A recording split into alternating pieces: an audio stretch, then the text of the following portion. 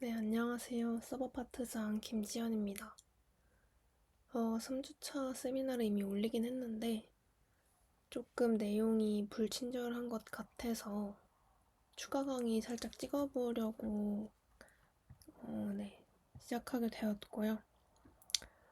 제가 그 3주차 세미나 다들 뭐 보셨겠지만 네트워크 내용부터 해서 톰캣까지 좀 내용이 빠르게 지나가요. 엄청 방대한 내용이 고작 제가 한 40분 찍었나요? 그 정도 안에 다 들어가 있어가지고 아시는 분들이 봤을 때는 뭐 그냥 이해하고 넘어가셨겠지만 네트워크 내용이 아직 좀 익숙하지 않으신 분들은 내용이 너무 많아가지고 놀라셨을 것 같아요. 근데 그 부분을 제가 쿠익 강에서 다 다루기에는 뭐 당연하겠지만 한 학기 수업이 나와버리기 때문에 저는 정말 그냥 간단한 내용, 핵심 내용만 다루고 빠르게 넘어갔으니까 네트워크 내용 쪽은 혼자서 직접 공부해 보시는 거를 추천드리고요. 어쨌든 서버 개발자가 되려면 네트워크는 당연히 중요한 내용이니까요. 뭐 꼭 서버 개발자가 아니더라도 네트워크는 기본적인 CS 지식이죠. 네, 뭐 이 얘기는 여기서 각설하고 제가 조금 더 보면 좋을 것 같다고 생각한 거는 저희 톰캣의 내용이랑 미션 코드를 같이 좀 보면서 얘기를 해보면 좋지 않을까 생각해서 이렇게 다시 녹화를 하게 되었습니다. 일단은 저희 미션도 많이들 확인하셨을 것 같아요. 커스텀 톰캣 만들기 라고 뭐 거창하게 써져 있죠. 톰캣이 뭐냐에 대해서 조금 더 얘기를 해보면 제가 이 사진을 안 넣었던 것 같더라고요. 보니까 이게 이제 아파치 톰캣 로고인데요. 아파치는 뭐 그냥 회사 이름, 소프트웨어 재단 이름이고요. 자바 기반의 서블릿 컨테이너이자 웹서버로 뭐 구축한다면 톰캣은 거의 바로 반드시 사용될 수 있다. 뭐 이렇게 써져 있어요. 자바 기반의 서블릿 컨테이너. 이 서블릿 컨테이너가 뭔지부터 좀 단어 자체가 익숙하지 않죠. 저희가 이걸 좀 가져오면 이제 웹서버가 있었고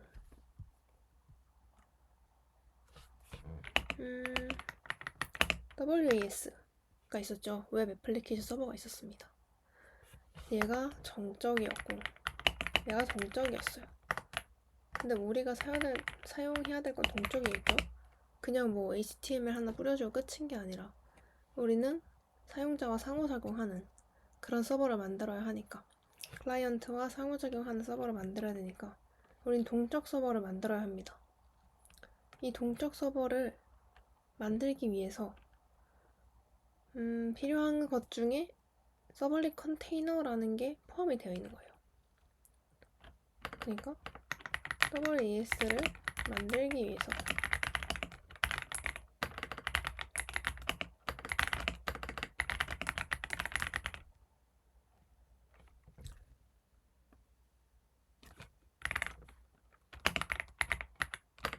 이런 식으로 쓰는 게 조금 더 이해하기 편할 것 같네요.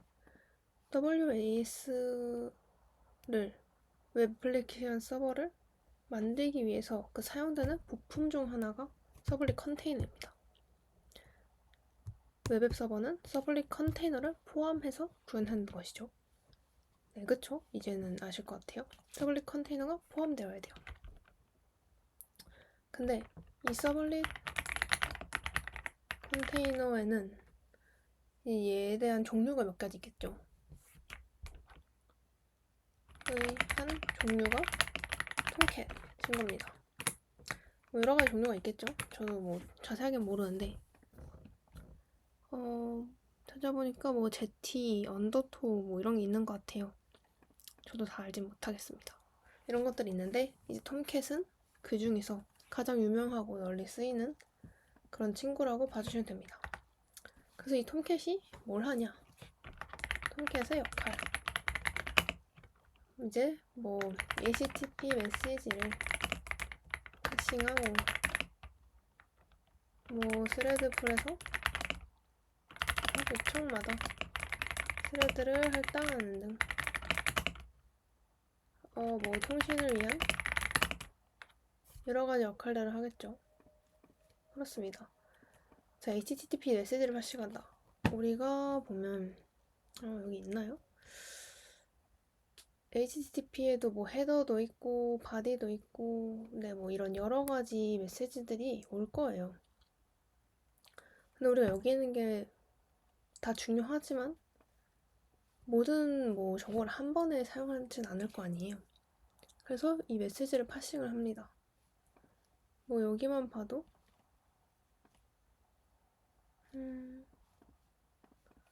여기는 뭐 뒤 주소가 잘 나와 있진 않네요. 이런 식으로 메시지를 파싱해서 필요한 부분만 쓴다던가 아니면 저희가 이제 스레드풀에서 요청마다 스레드를 할당해서 준다고 했죠. 자바는 그런 식으로 동작합니다. 그런 등등의 통신을 위한 여러 일을 담당합니다. 이게 톰캣의 역할이에요. 그 다음에 서블릿. 서블릿은 뭐냐면 서블릿 컨테이너가 있죠.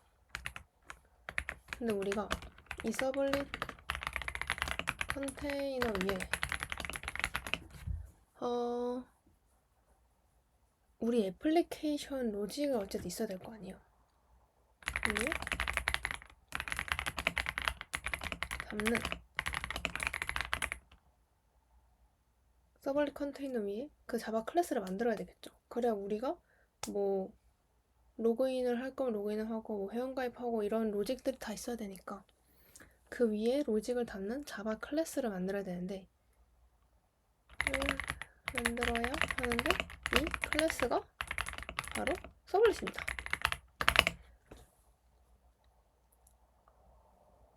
이 클래스를 가지고 와서 그 안에 정의되어 있는 함수들을 우리가 바로 쓸 수 있는 거예요.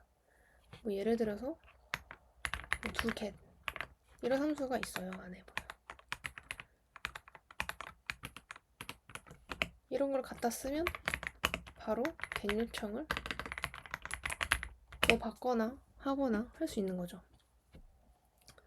서블릿은 그냥 자바 클래스입니다.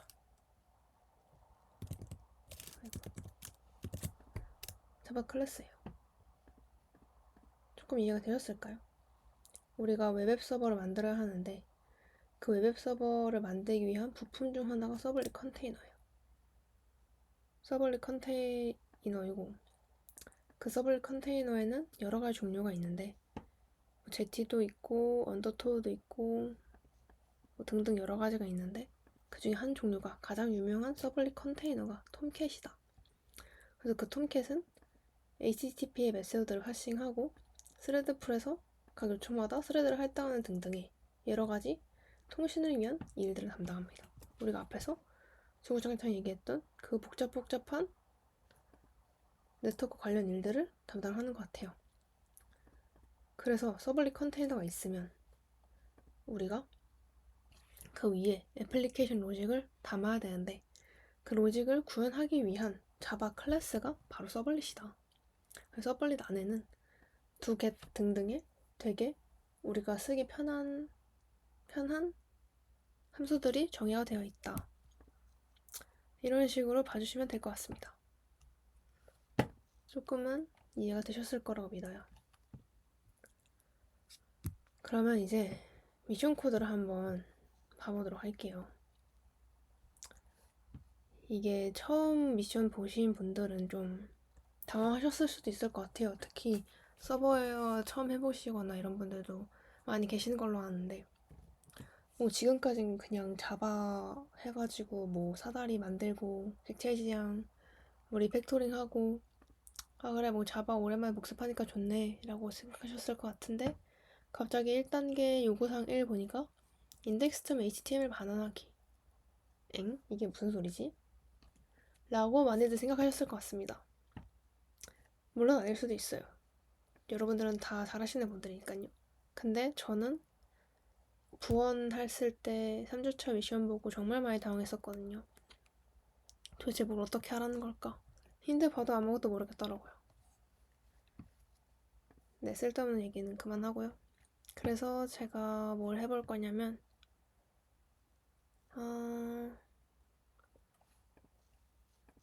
미션 코드를 한번 다 같이 보면 좋을 것 같아요. 맨 처음에 뭐 클론 받아오시면 이런 식으로 되어 있겠죠. 폴더도 너무 많아요 지금.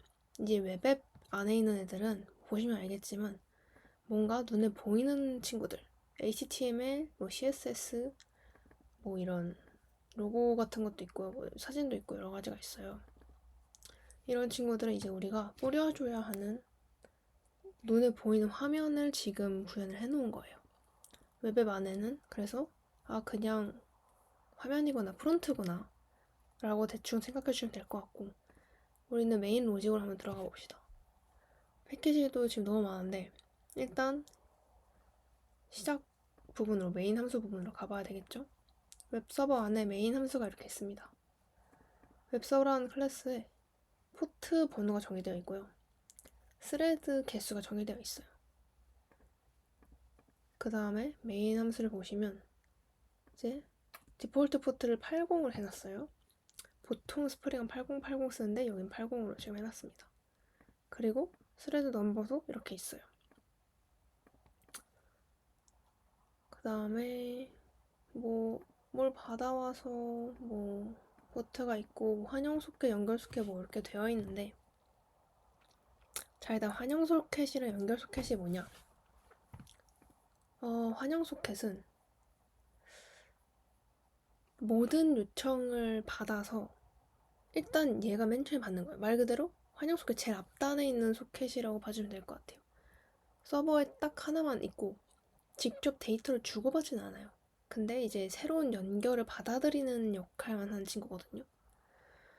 그래서 일단 모든 요청들이 다 환영 소켓으로 옵니다. 환영 소켓으로 오면 이제 거기서 클라이언트 요청 하나당 소켓 하나를 이 밑에 있는 연결 소켓이 연결해 주는 거예요. 환영 소켓을 받아서 많은 요청들이 오는데 그거를 하나씩 연결 소켓이랑 연결을 한다 라고 그냥 생각해 주시면 될 것 같아요. 그래서 연결 소켓은 접속한 클라이언트 수만큼 만들어집니다. 환영 소켓은 하나, 연결 소켓은 여러 개, 이렇게 되는 거예요. 그래서 각각의 연결 소켓은 자신이 그 담당하는 클라이언트와만 소통을 하게 되는 겁니다. 통신이 끝나면 사라지고요. 이런 식으로 생각해 주시면 될 것 같고,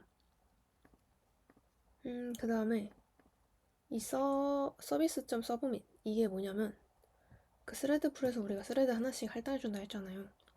그 스레드를 주는 친구인 거예요. 이게 스레드의 그 내 태스크를, 요청을 할당하겠다 이런 말이고, 작업 전환을 했어요. 그랬더니 리퀘스트 핸들러로 갑니다. 자바 코드가 헷갈릴 때는 하나씩 읽어보시면서 그냥 쭉 타고 들어가시는 게 제일 편해요. 이 커맨드 B, 컨트롤 B 이 단축키는 이제 다들 잘 쓰실 거라고 믿고요. 이 단축키 굉장히 유용합니다, 여러분. 자, 그래서 소켓을 커넥션해요. 그러니까 커넥션이랑 소켓을 갑자기 정해요. 소켓이 뭐지? 들어가 봅니다. 이 소켓이라는 게 이제 우리가 앞에서 나왔죠. 소켓이 뭔지 제가 강의를 살짝 했었는데, 네, 그림을 조금 찾아봤어요. 적당한 것 같지는 않긴 한데, 일단 아까 저희가 봤었던 소켓 있죠. 웹앱으로 다시 갑시다. 여기서 연결 소켓을 전달해줬어요. 리퀘스트 핸들러에 하나씩 할당받은 연결 소켓을 전달해줍니다. 그 소켓이 뭐냐면 TCP 소켓이에요. 이게 그냥 소켓이 아니라 우리가 HTTP 연결은 이제 커넥션 리스라고 했지만 송신하면서 정보가 사라지면 안 되니까 TCP, 그러니까 신뢰성 있는 연결을 해야 된다 했잖아요. 그 TCP 통신을 위한 TCP 소켓인 건데, 요청의 양끝 지점에는 다 소켓으로 되어 있다고 보시면 돼요. 그래서 저희가 네, 여기서 그 IP 주소랑 포트 번호를 가진 그 엔드포인트가 이제 소켓의 역할인 건데요. 소켓인 거고, 소켓의 연결이 두 컴퓨터 사이에 어떤 연결을 만들고 유지하는 그런 역할을 한다고 보시면 됩니다. 그래서 우리가 사용하는 요청과 응답에도 양 끝에는 소켓이 있다 라고 생각해 주시면 될 것 같고요. 그 소켓을 의미합니다.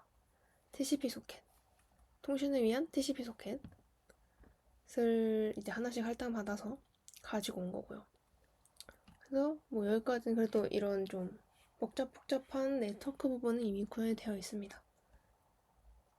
여러분들 충분히 할 수 있어요 라는 말을 한번 갑자기 해보고, 그 다음에 또 뭘 보면 좋을까요? 밑에 있는 것도 하나씩 봐보도록 할게요. 이런 메서드, 뭐 처음에 그냥 로그가 찍히고요. 우리가 뭐 요청 응답 딱 했다고 HTML 파일 하나 보냈다고 진짜 그 HTML 파일이 통째로 뭐 옮겨가는 게 아닐 거 아니에요. 당연히 컴퓨터 간 통신은 어떤 스트림 형태로 가겠죠. 바이트 형태로 스트림이 왔다 갔다 할 겁니다. 그 인풋 스트림이랑 이제 아웃풋 스트림은 그 순수한 바이트를 받는 거예요. 클라이언트가 받는, 여기서 말하는 인풋 스트림은 요청이 오는, 클라이언트가 보낸 데이터를 그런 순수한 바이트의 흐름으로 받는 겁니다. 그래서 이 안에는 그 우리가 봤던 뭐 HTTP 요청 메시지 같은 게 담겨 있는 거예요. 그게 뭐냐? 네, 이런 거. 이런 요청 흐름 같은 게 담겨져 있습니다. 이 인풋 스트림에는 요청 흐름이 바이트 형태로 스트림을 쭉 와요. 바이트 형태로 01010 같은 걸로 옵니다. 쭉쭉쭉 와요. 그걸 다 받는 거예요. 그 다음에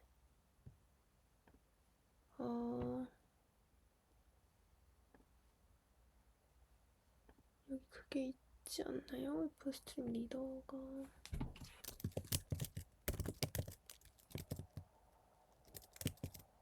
바로 밑에 있었네요. 인풋 스트림 리더는 뭐냐면 그 바이트 기반의 스트림을 이제 문자형, 차 데이터형이라고 하죠. 문자형으로 바꿔줍니다.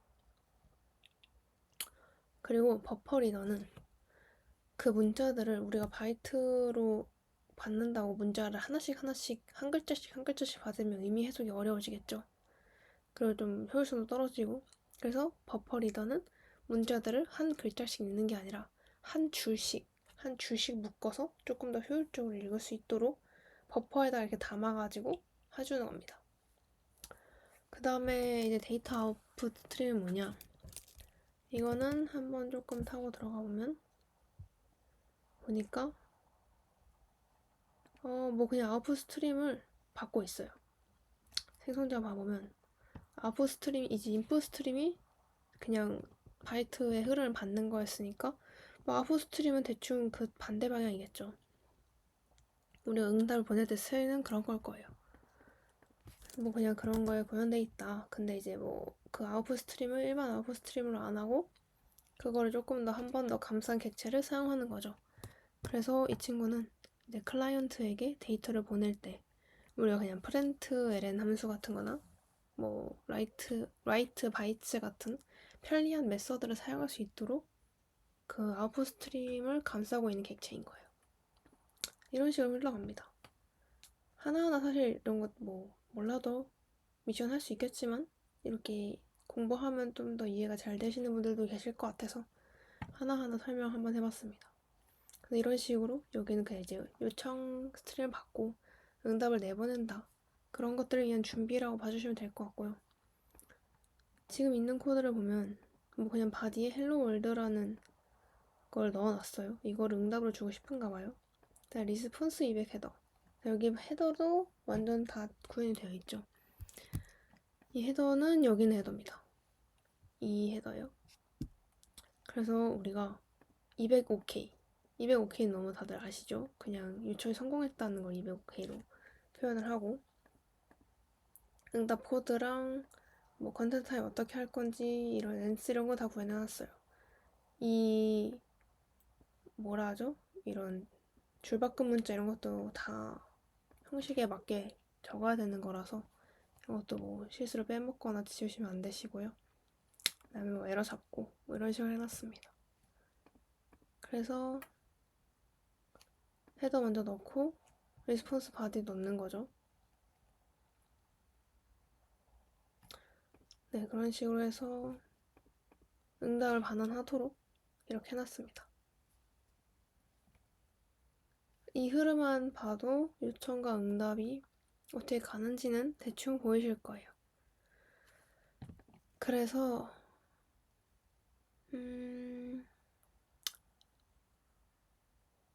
이거를 하나 보여드리면 좋을 것 같은 게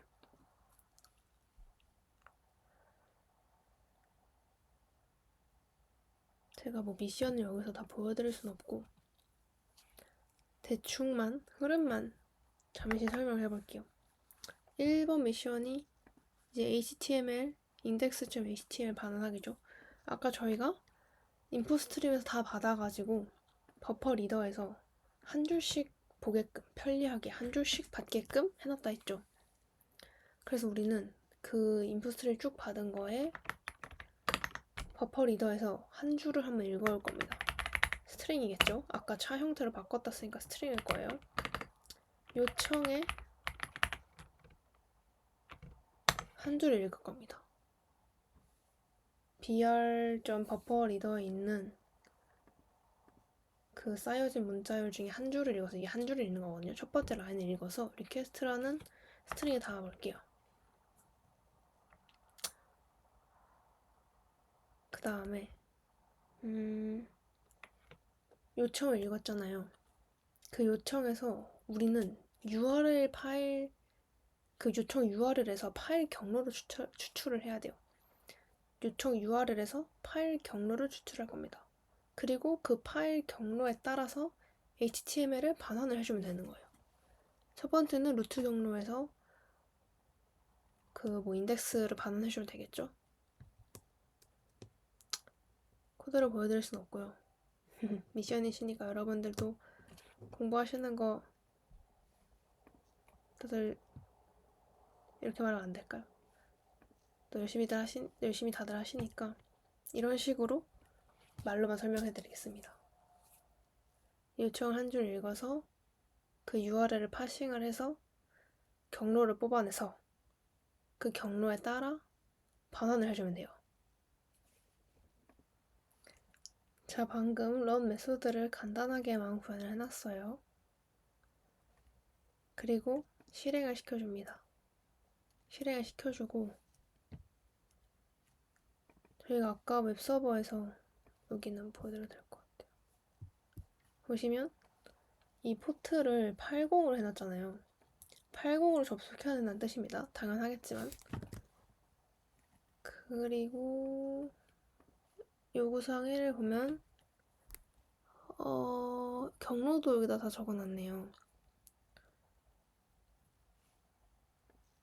그래서 로컬호스트 80 여기로 가면 이렇게 index.html이 반환이 됩니다. 여기다가 이렇게 해서 누르면 그 get 요청을 보내는 거예요, 여러분. get 요청이라는 게 바디가 없는 요청이거든요. 그래서 뭐 쿼리 파라미터나 이런 종류의 것들만 추가해서 요청을 보낼 수 있고 기본적으로 바디가 없어요.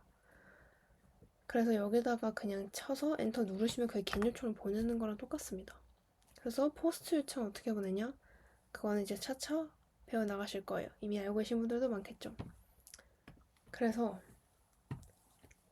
이렇게 띄워지는 성공인 겁니다. 제가 이걸 왜 보여드리냐면 제가 처음에 이 미션을 할 때 이 반환된다는 게 뭔지 모르겠어가지고 굉장히 애를 먹었었거든요. 그러니까 여기다가 이렇게 get 요청을 쳐볼 생각을 안 한 거죠. 이런 식으로 확인해 주시면 되시고요.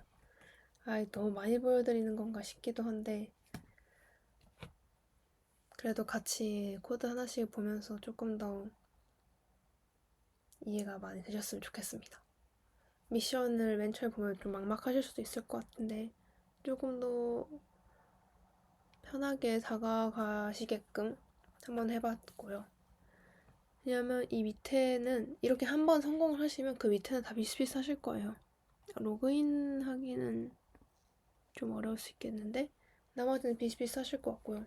그래서 꼭 빠르게 1단계 구현하시고 2단계로 리팩토링까지.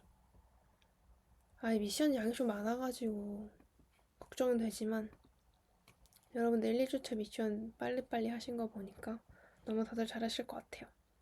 그래서 이런 식으로 구현하시고 8080 하니까 안 되는 거예요, 여러분. 80으로 하셔야 됩니다. 80을 하셔서 이런 식으로 페이지 다 띄워보시고 그 밑에도 쭉쭉쭉 미션 해주시면 정말 좋을 것 같습니다. 그럼 일단은 제가 생각했던 내용은 다 말씀드린 것 같고 네, 그런 것 같습니다.